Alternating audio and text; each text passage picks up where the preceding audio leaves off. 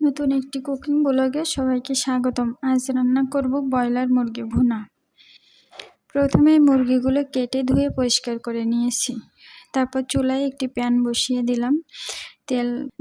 তেল গরম হয়ে গেলে পরিমাণ মতো পেঁয়াজ কুচি দিলাম। পেঁয়াজে লবণ দিয়ে নাড়তে থাকলাম। এভাবে লবণ দিলে পেঁয়াজ তাড়াতাড়ি নরম হয়ে যায়। পেঁয়াজ নাড়তে থাকছি লাল লাল হওয়া পর্যন্ত। পেঁয়াজ লাল হয়ে গেলে আদা রসুন বাটা দিয়ে নাড়তে থাকছি। তারপর হালকা পানি দিয়ে সকল ধরনের গুঁড়া মশলা যেমন জিরা গুঁড়া, ধনিয়া গুঁড়া, গরম মশলা গুঁড়া, লাল মরিচের গুঁড়া এবং হলুদ গুঁড়া দিয়ে মশলাটা ভালোভাবে কষিয়ে নিচ্ছি। মশলা কষানো হয়ে গেলে ধুয়ে রাখা মাংসগুলো প্যানে দিয়ে নাড়তে হবে। অনবরত এভাবে মাংসগুলো একটু পরপর নাড়তে হবে। এরপর ঢাকনা দিয়ে দিব। ঢাকনা খুলে একটু পরপর নাড়তে থাকবো। মাংসগুলো কষানো হয়ে গেছে, রং পরিবর্তন হওয়ায় বোঝা যাচ্ছে। এরপর পরিমাণ মতো পানি দিয়ে ঢাকনা দিয়ে দিলাম।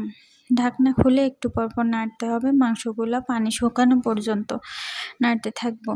দেখুন মাংস থেকে তেল ছেড়ে দিছে এবং মাংসগুলো সুন্দর একটা কালার চলে এসেছে। তারপর পরিবেশন করব। সবাই ভালো থাকবেন। আল্লাহ হাফেজ।